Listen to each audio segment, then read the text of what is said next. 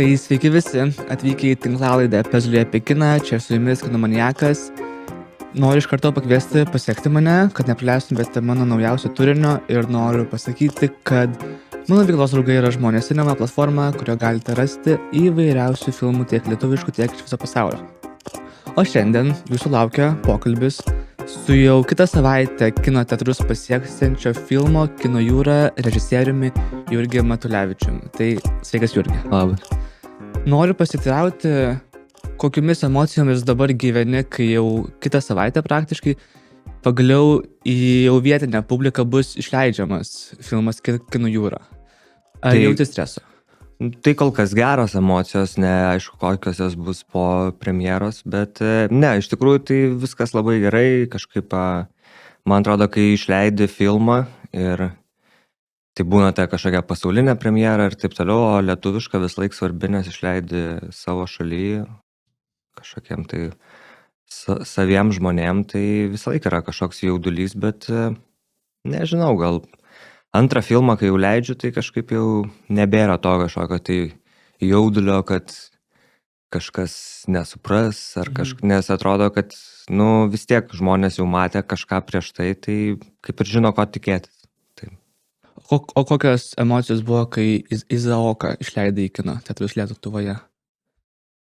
Nežinau, šiaip tai buvo baisu iš pradžių dėl to, kad dar nepaleidus filmo kažkaip pradėjo Facebooką ten komentuoti žmonės, kur, tokių komentarų, kur viskas buvo taip labai politiška ir vadino mane bedieviu, dar kažko, tai jo, bet šiaip buvo įdomu ir man iš tikrųjų patiko visai skaityti tuos komentarus, nes jo, po to gal pamatę filmą suprato, kad ne apie tai buvo kalbama ir, kaip visada čia yra tokia jau mūsų kultūra yra Lietuvoje, kur žmonės pasiėmė kažkokią tai antraštę, jau tave linčiuoja. Bet tai čia normalu, man atrodo, mes visi esam prie to pripratę ir... O šiaip paskaitai komentarus apie savo kūrybą, ar stengi jų vengti? Stengiuosi kažkaip pradžioj neskaityti, bet po to vis tiek tas smalsumas nugali ir tada paskaitau, tai labai įdomu būna iš tikrųjų visada ir kažkaip man atrodo, kad visą laiką tavo kūrinys veikia tada, kai yra tų komentarų ir kai yra jie labai skirtingi, arba kažkam labai patinka, arba kažkas labai nemėgsta, tai reiškia, kad filmas veikia. Grįžkime tada prie Kino jūros. Noriu pasitirauti, ar tiesa, kad filmo idėja pati buvo pasiūlyta prodiuseriu? Tai jo, tai čia buvo toks... Čia anksčiau, čia gal nežinau, prieš kokius gal 5 metus mano tuometinis dar prodiuseris, su kuriuo aš dariau Izaokas, Stasys Baltakis, man pasiūlė daryti filmą apie tokį kovotoją, apie kurį dar aš nieko nežinau, jo vardas buvo Remigijus Markevičius. Tai va, ir jisai sako, čia tokie atvažiavo čia iš Kauno, man pasiūlė daryti tokį filmą, gal tu nori. Tai pasakė, apie ką aš pasidomėjau, aišku, pasakiau, kad nes čia užsakominis filmas, tai tikriausiai norėjęs daryti kažkokį tai biografinį, epinį filmą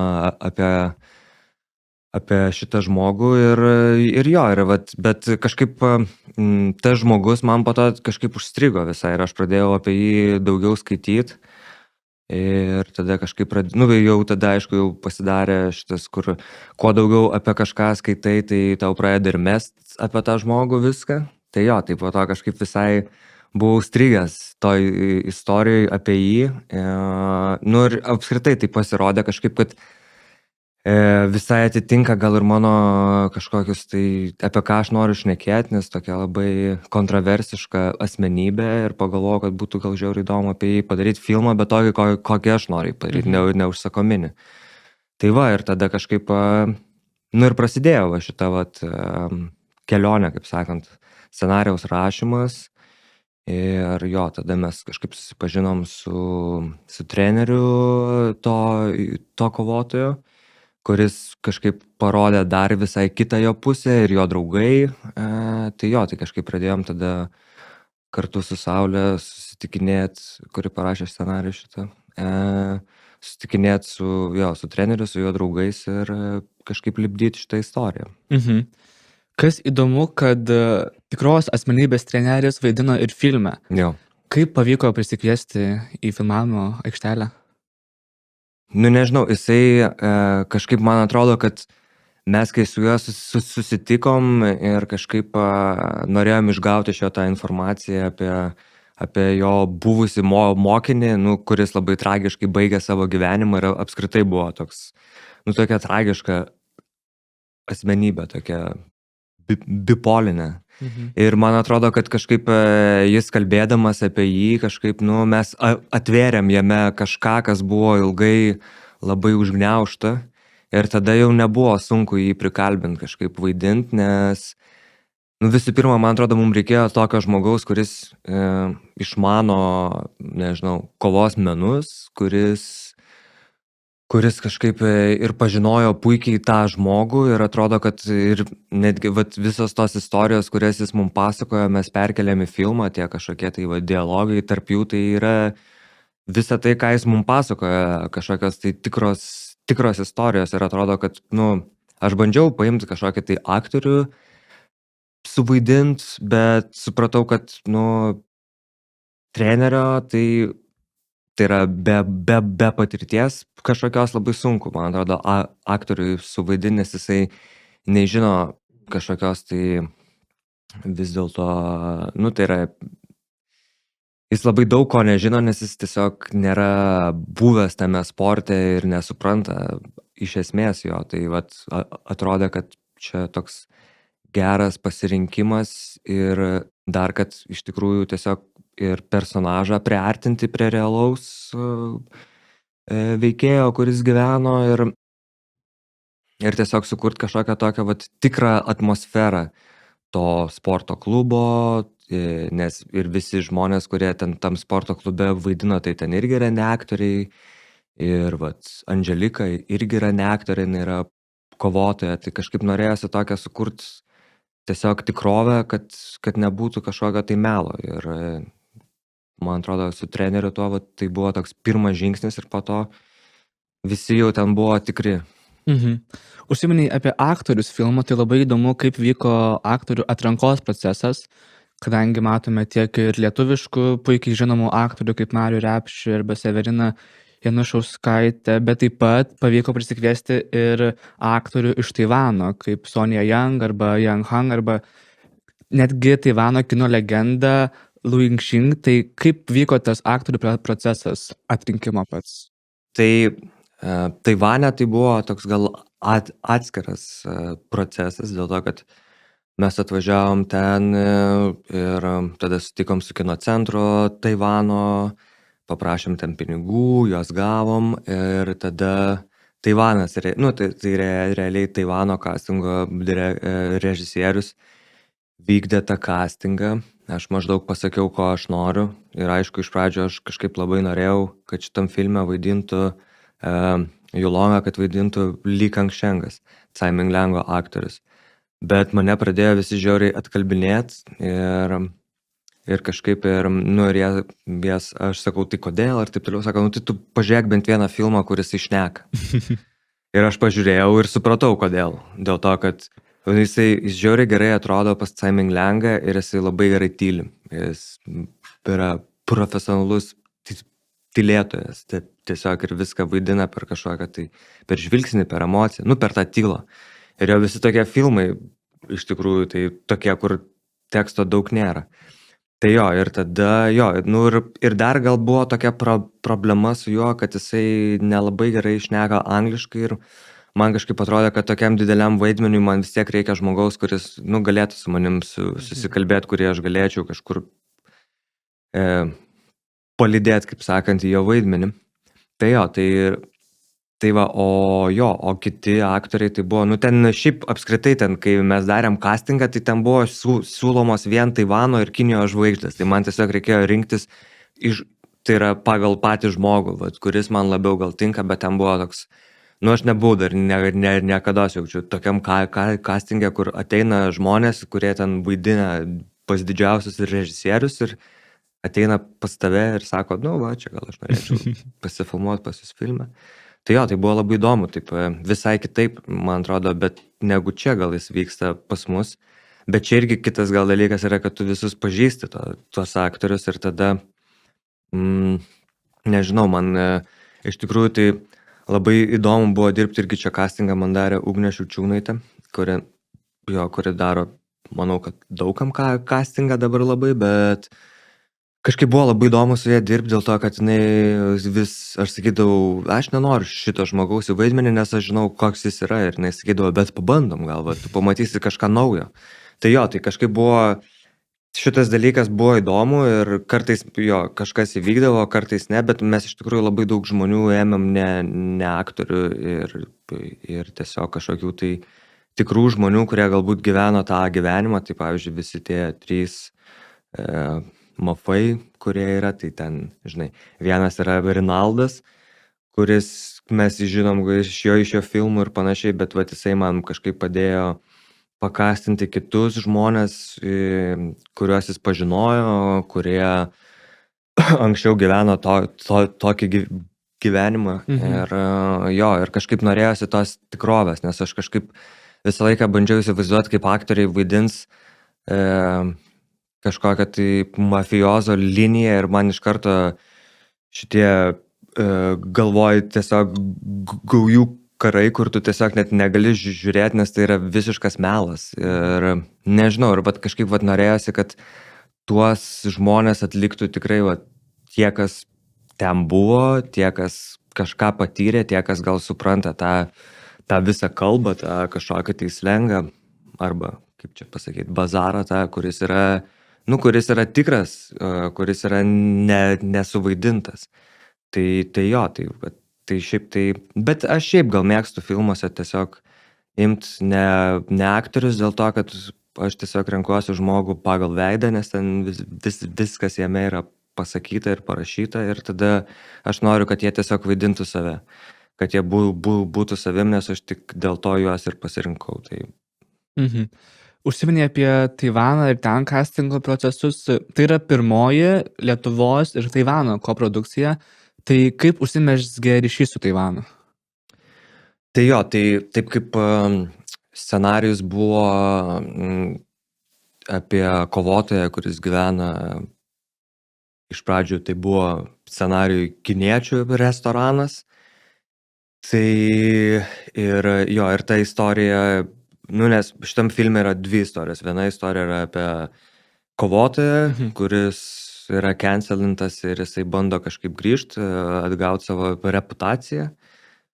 Po to pamatysim jau filme, kaip tai baigėsi jam, o kita istorija buvo, nes šitas scenarius gal yra taip sujungtas iš 2 kažkokių tai mano norimų aptarti temų. Tai viena buvo kažkokia tai emigrantų Lietuvoje tema, apie tą labai uždarą bendruomenę, kuri tampa labai vulnerable.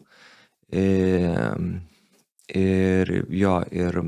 kartu ir vieniša, ir apie tą kovotoją, kuris irgi žiauriai vienišas, nes yra tarsi įstrigęs tarp kažkokių tai 2 pasaulių, ant kažkokios ribos stovi, tai iš esmės apie tą vienatvę.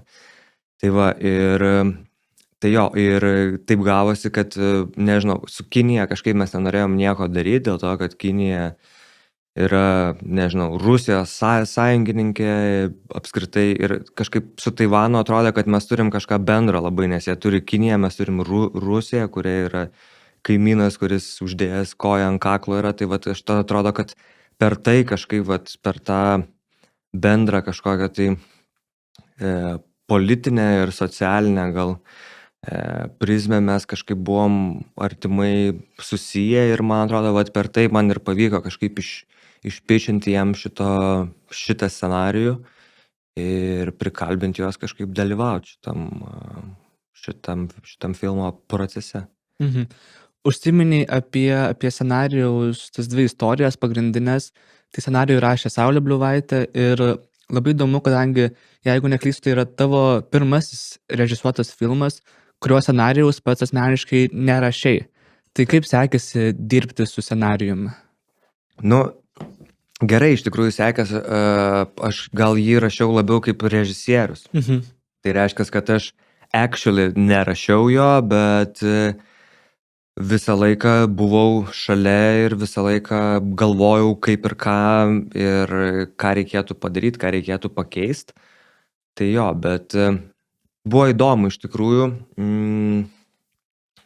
Ir nes man asmeniškai tai iš tikrųjų scenarijaus rašymas yra, nežinau, pats sudėtingiausias procesas ir kuriame aš iš tikrųjų žiauriai dažnai labai ilgam stringu. Tai kažkaip vat, ir su Izaoku man visą laiką, vat, aš rašiau ten ir su Nerijum Millerium, po to Saulė prisijungė dar buvo žmonių, su kuriais aš rašiau, tai man visą laiką reikia partnerio. Ir man atrodo, šiaip faina turėti partnerį dėl to, kad kažkaip dviese tai yra kažkokia, tai gali prasidėti diskusija ir lengviau išjudėti iš kažkokių tai sąstingio taškų. Tai jo, o šitam tai jo, aš kažkaip atidaviau Saulei ir rašyti, nes Saulė labai gerai rašo, tai čia buvo labai kažkaip labai lengvas sprendimas toks.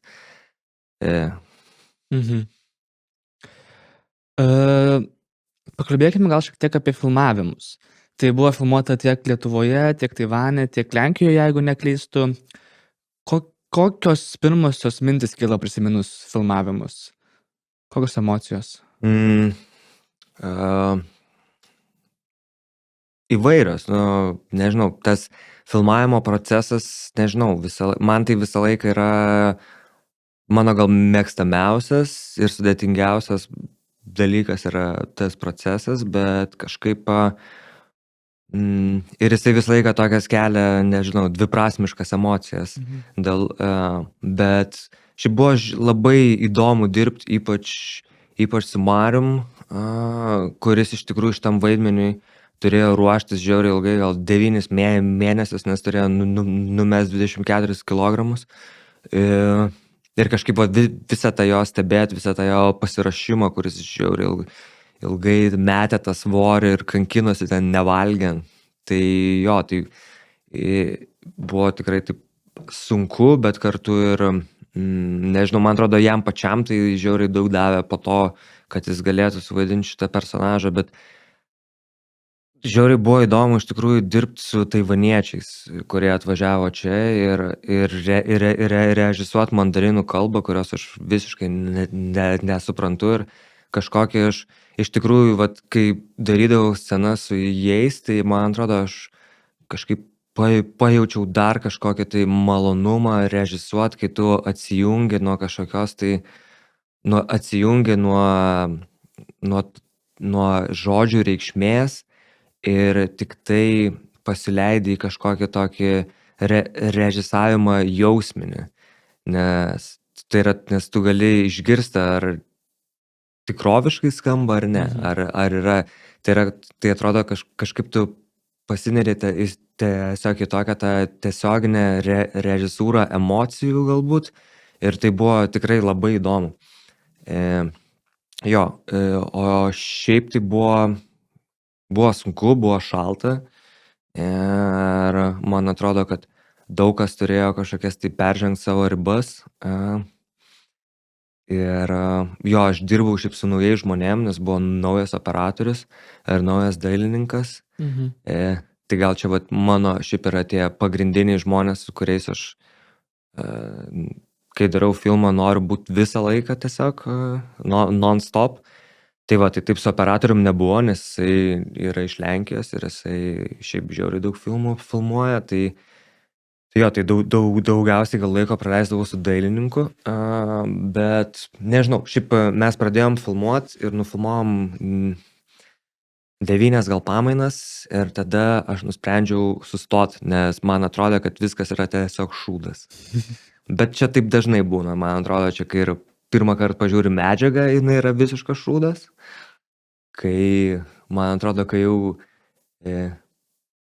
dar šitas jausmas ateina, man atrodo, pirmą dieną, kai pradedi daryti filmą ir pradedi šnekėti žmonės scenarijų, galvoju, blema, aš šūdas.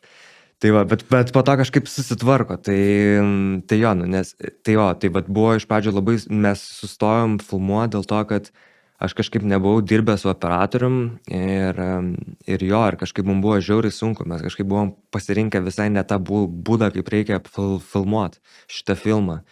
Ir tai, kad jis dar nesuprato kalbos, tai man atrodo, kad mes buvom tiesiog apsunkinę jam viską labai, nes mes filmavom kažkaip nuo bėgių, ten gimbalas ant bėgių, nu, ten labai sunku buvo, viskas tai buvo sustatyta.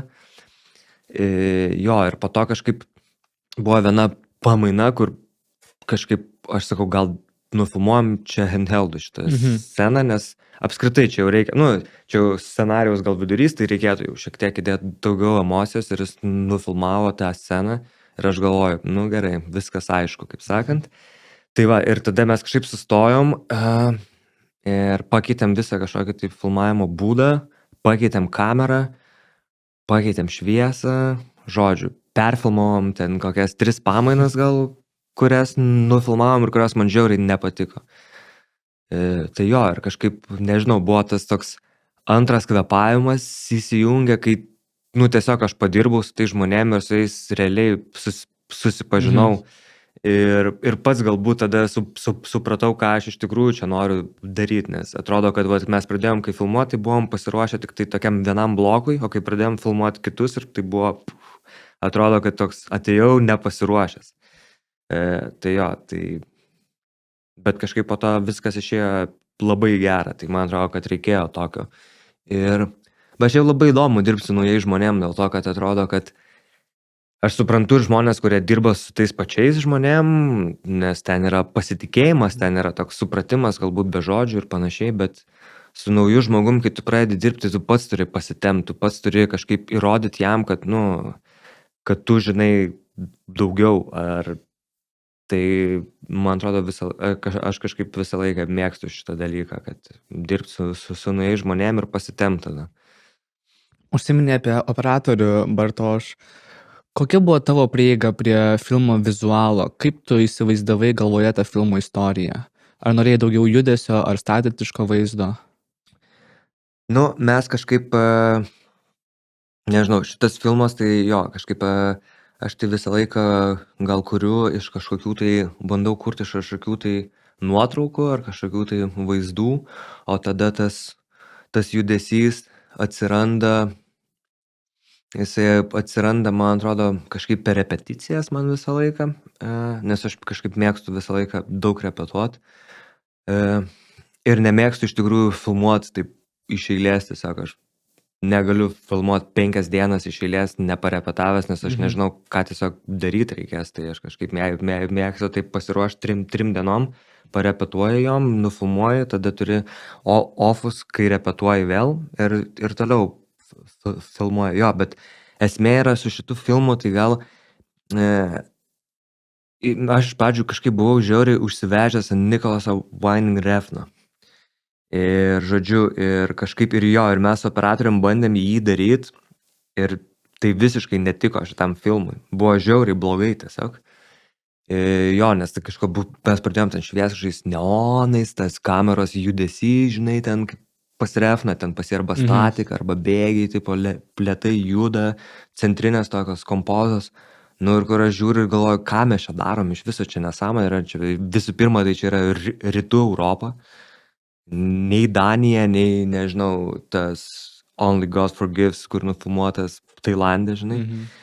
Tai visiškai ne tai yra, nors pas mus yra tas kažkoks tai įsikvėpimas nuo Asian to cinema, bet tada aš kažkaip, nežinau, vėl pradėjau žiūrėti Simon Langą ir kažkaip tada supratau, kad iš tikrųjų, kad mes turim kažkaip visai kitaip matyti viską, laisviau ir galbūt ne tiek, žinai, kad ne tiek būtų pastatyta šviesa, o kad tai būtų šiek tiek natūraliau, bet kad vis tiek būtų ryškios spalvos dėl to, kad, nu, nežinau, yra sporto klubas, kur vis tiek ten yra kažkokios dominuojančios spalvos, arba yra taivaniečių restoranas, kur irgi, nu, aš kiek ir čia esu užėjęs į jų restoranus, tai tikrai labai daug spalvų, o ypač Taivane, kai buvau, tai ten yra labai gražu tiesiog.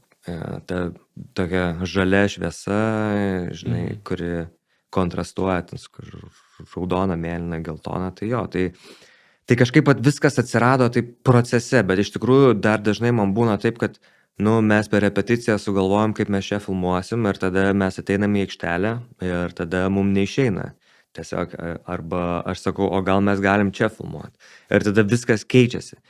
Ir man atrodo, kad tada vat tas handheldas, kurį mes turėjom po to jau visą filmą, arba ten statika nuo kamoliuko ar dar kažkas, tai kažkaip mums padėjo taip laisviau žiūrėti į mizanscenas ir galėti jas pakeisti, nes realiai, ką aš darau visą laiką, darydama savo filmą, tai, aš noriu, kad paruošta būtų 3 kad aš galėčiau pasisukti, kur aš noriu ir kada noriu. Ir tada aš noriu naudoti lempas, kurios yra nepastatytas, o kurios, žinai, mes pasikabinam, žinai. Ir šitam filme šiaip labai daug fluorescencinių lempų, jos visur yra ant sienų, ant lubų ir taip toliau. Tai vat visą laiką man patinka apsišviesti ir apsistatyti viską, o tada jau, žinai, filmuosim taip, kaip su jais suvaikščios aktoriai, ar taip, kaip tada man atrodys, kad yra gerai ir yra gražu. Tai dėl to visai buvo svarbu turėti kažkokią tai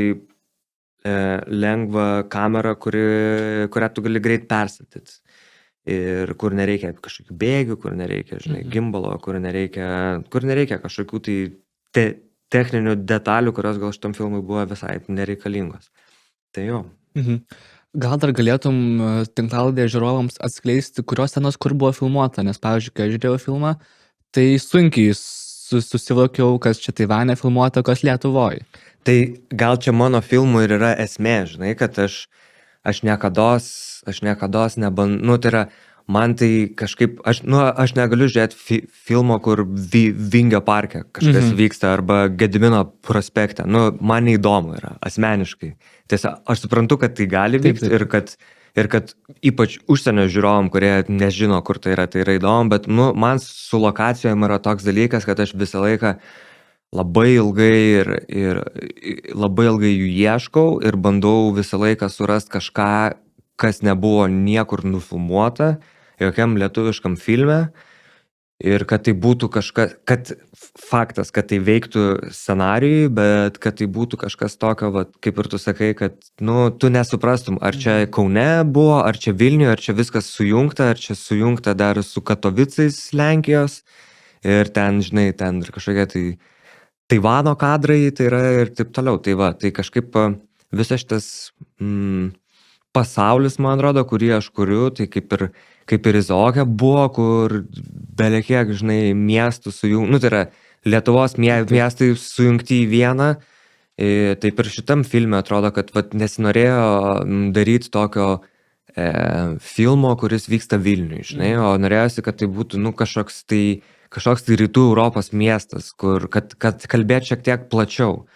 Žinai, kad nebūtų šita istorija kažkokia tai tokia labai sava tik tai. Nes, man atrodo, vis tiek jinai yra tokia globalesnė. Tai jo, bet mes filmavom, aš Katovicus išsirinkau dėl to, kad Lenkijoje, dėl to, kad ten yra žiauriai daug gamyklų ir žiauriai daug traukinių. Tai kažkaip, tai ten filmuota tikrai daug yra lauko kadrų, kažkokių tai atmosferinių praėjimų ir panašiai. Gal galiu atskleisti, kur šunį randa, tai ten yra Lenkija. O Taivane mes filmavom daugiau, bet į filmą nepateko daug kas. Bet yra kadrų ir iš Taivano. Dar apie lokacijas. Ar jų ieškai su lokacijų vadybininkais, ar pats pasiūlai ir ieškotės kartu? Taip, čia labai įdomi šiaip tema yra, nes kažkaip aš tai nežinau, kiek lokacijų vadybininkų šitam filme išbandžiau, labai daug iš tikrųjų. Ir buvo žmonių, kurie apskritai šiaip varydavo į miestą ir skautindavo, tiesiog fotkindavo kažkokias tai vietas. Ir tada labai daug irgi šnekėjausi su visokiais miesto fotografais, kurie kažkokius tai gal yra padarę jau kadrus ar žino kažką. Tai jo, tai aš ieškau ir kartu, ir atskirai, ir ten yra tikrai pasitelkiama žiauriai daug žmonių, su kuriais, jo, bet po to galų gale išeina taip, kad pusę lokacijų esu aš pats radęs. Tai jo, bet nežinau, bet man atrodo, kad šita profesija šiaip yra žiauriai įdomi, ieškot vietų, kurios tiktų filmui ir man atrodo, kad dažnai jinai yra žmonių labai nuvertinama, nes atrodo, kad žmonėm atrodo, kad ir ypač tie, kurie po to dirba šitą darbą, nes man atrodo labai įdomus momentas yra ieškoti lokacijų, tai yra važinėt po šalį ir kažką rast, kas tinka filmui. Gal neįdomus dalykas yra po to menedžiant tiesiog lokaciją, žinai, statyti tūlikus ir dar kažką, ir palapinės, tai toks, žinai. Tai va, ir atrodo, kad nedaug kas ryžtasi tam, nes ta kita pusė yra žiauriai nuobodi, bet iš tikrųjų man atrodo, kad galima, pavyzdžiui, būti tik tai skautų, žinai, kas yra tikrai labai įdomu ir norėtųsi daugiau žmonių, kurie būtų skautais ir kurie, žinai, tai yra, nes naudotis tom pačiom lokacijom, tai yra, man tai nepatinka, tai yra, kur aš jeigu ten sužinau, kad kažkas ten filmavo, aš nebenoriu, man kažkaip asmeniškai taip yra, ir profesiškai taip, tipo, o kam aš ten varysiu filmuoti, jeigu jis jau nufilmavo, jis rado. Tai, žinai, tai jo, bet aš daug laiko praleidžiu šiaip ieškodamas lokacijų ir man patinka šiaip būt lokacijoje, žiūrėti, kaip daro dailę, prisidėti prie dailės, nes ten ateina labai daug minčių iš tikrųjų, kai tu kuo daugiau būni ten, kur tu filmuosi, tuo, man atrodo, tuo gali daugiau išvengti kažkokių tai, žinai, kažkokių tai klaidų vėliau. Sakai, kad dailininkas Nerijus Narmontas taip pat yra naujas tavo profesiniam gyvenime. Koks tavo santykis su daile? Ar pats siūlai kažkokias idėjas, ar iš scenarijaus vizualiai bandote apsitarti tas lokacijas? Aš manau, kad, man atrodo, kad visą laiką yra, aš tai su operatorium ir su dailininku visą laiką mėgstu bendrauti, siūsdami viens kitam nuotraukas, gal kažkokius stilsus iš kažkur, o tada jau prasideda gal kažkokie ir daiktų siuntinėjimasis, tai nežinau, ir aišku, yra daug pokalbių, daug kažkokio, tai man atrodo, tie pokalbiai yra tam, kad kažkaip pajusti tą atmosferą, bet nežinau, pavyzdžiui, su šitų filmų, tai pavyzdžiui, mes visai nemažai su Narmontu aplankėm kinietiškų restoranų Vilniui.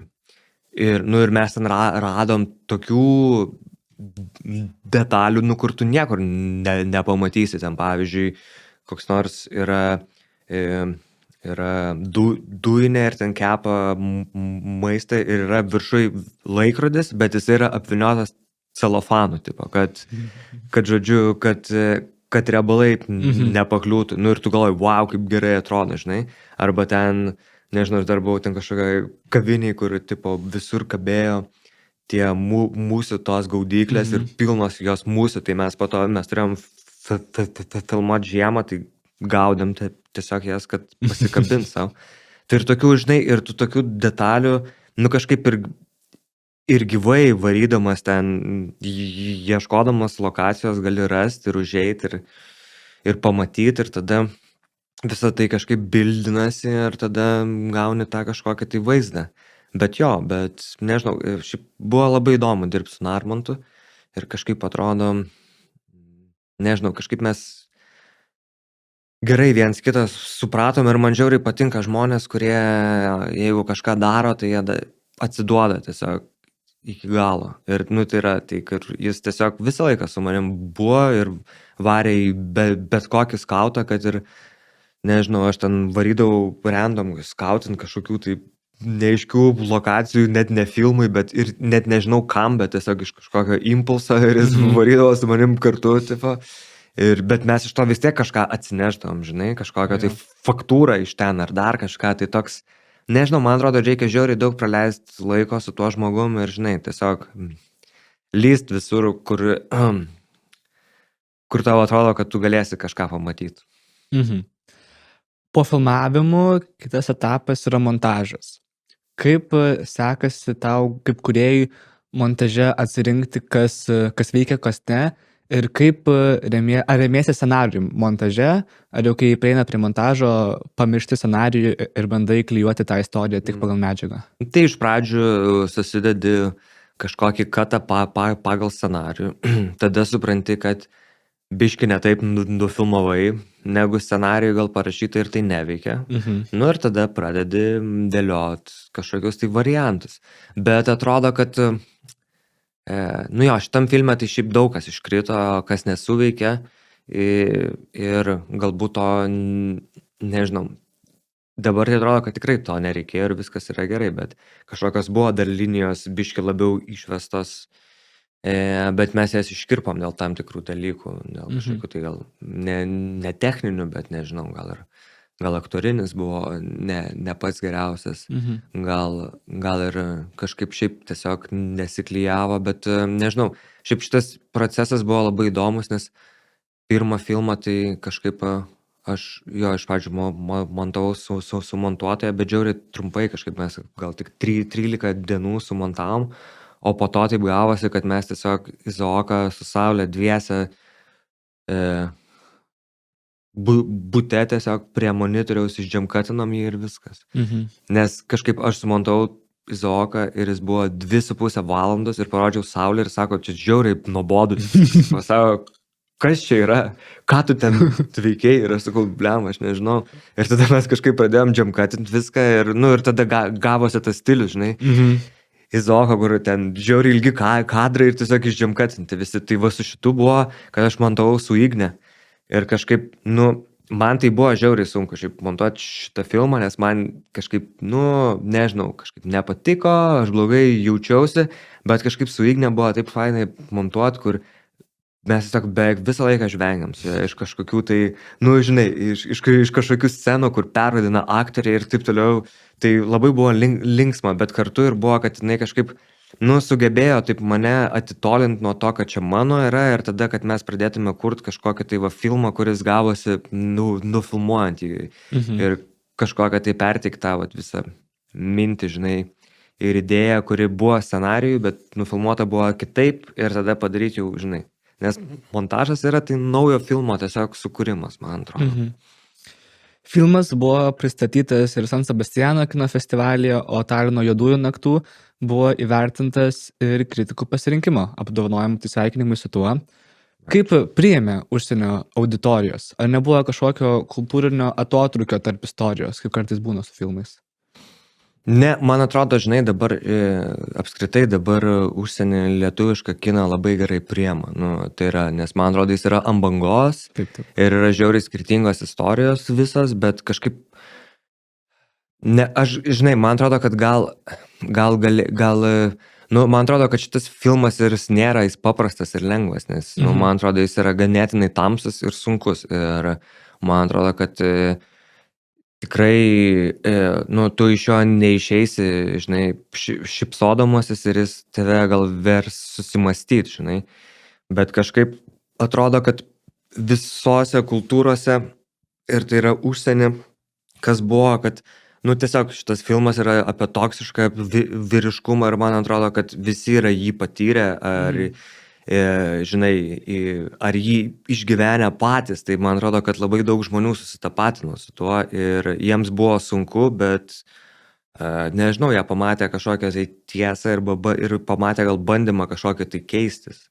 Nes man asmeniškai šitas filmas irgi yra toks, jis man yra labai asmeniškas, nes aš, žinai, kai augau, tai, aš augau tokiam rajone su tokiais žmonėm, kurie buvo labai toksiški, kurie tiesiog, nežinau, žiauriai spaudė ir turėjau kažkaip, žinai, namie tu vienoks išeini į kiemą ir tu negali parodyti, kad tu silpnas esi. Tai man atrodo, kad kažkaip daug kas tikriausiai susitapatino su tuo ir su šitais visais žmonėm, kad man atrodo, kad vis tiek, žinai, šitam filme niekas nėra išgalvota, viskas yra, žinai, remtasi kažkokia tai vis tiek yra pasiremta Morkevičiaus gyvenimo istorija. Aišku, tai nėra kažkoks tai, žinai, biografinis pasakojimas, bet inspired by. O tada, žinai, ir, tarkim, Skaistės personažas irgi yra, žinai, dokumentinis, galima sakyti, personažas moters, kuri, žinai, irgi yra tikra, arba šita taivaniečių restorano istorija, tai aš irgi ją skaičiau, žinai, laikraštį, kur buvo Kaune, buvo kažkokia, tai, žinai, ten kiniečių second hando parduotuvė, ir kaip juos reketuodavo. Tai viskas yra, žinai, įkvėpta tikrų istorijų iš kažkokių iš laikraščių, iš tikrų žmonių. Ir man atrodo, gal dėl to ir kažkaip žmonėm, jam nėra kažkokio tai šoko, ar tik tai, kad, nežinau, man atrodo, šitas filmas, turi jisai daug tamsos, bet, jis priverčia susimąstyti, man atrodo, o tai yra ganėtinai svarbu, ne viskas turi būti popcornas. O festivaliuose mėgsti stebėti, kaip žiūrovai tavo filmą priima? Taip, labai mėgstu. Bet labiausiai gal aš Lietuvoje šiaip mėgstu žiūrėti, kaip, per premjerą pasižiūrėti, kaip žmonės reaguoja. Iš tikrųjų, nes tu jau būni tiek kartų matęs tą filmą, kad tu tiesiog šiaip žiūri žmonės. Kas jiem veikia, žinai, kurios vietos tau yra juokingos, bet jiems ne, arba jie juokiasi kitoj vietoj. Čia šiaip tas stebėjimas su žiūrovais filmo, tai yra, žiauriai įdomus procesas, ir man atrodo, tave tada, žinai, aplanko tiek daug skirtingų emocijų, kur tada yra tas tikrasis jaudulys, kai tu esi tamsioj salėj su žiūrovais ir žiūri, ir tu nori, kad jiem patiktų, arba kad jie išgyventų tą vietą, o ne kitą, ir viskas ten susimaišo. Tai... Na ir pabaigai, ar turi kokį nors palinkėjimą žmogui, kuris galbūt planuoja peržiūrėti tavo filmą? Turiu palinkėjimą žmogui, kuris planuoja peržiūrėti mano filmą, kad jisai neišsigąstų ir vis dėlto nueitų pažiūrėti mano filmą, nes man atrodo, kad jis yra toks atspindys kažkokios tai realybės, kurioje mes gyvenam, ir man atrodo, jis visai gerai susikalba su šiais laikais, kur aplink mūsų dabar žiauriai daug visur smurto yra, bet mes iš tikrųjų jį stebim iš kažkokios tai labai safe zone, per kažkokius tai, žinai, ekranus, per gal matom jį pro langą, žinai, ir dažnai nuo jo nusisukam ir užsidengiam akis, tai palinkėčiau neužsidengti akių ir nenusisukti ir žiūrėti. Ačiū tau už pokalbį. Susitiksim su žiūrovais tikriausiai kine. Visiems rekomenduojam pamatyti filmą ir šiam kartu tiek. Ačiū, kad atvykai. Ir žiūrovai susimatysime kine. Tai tada iki.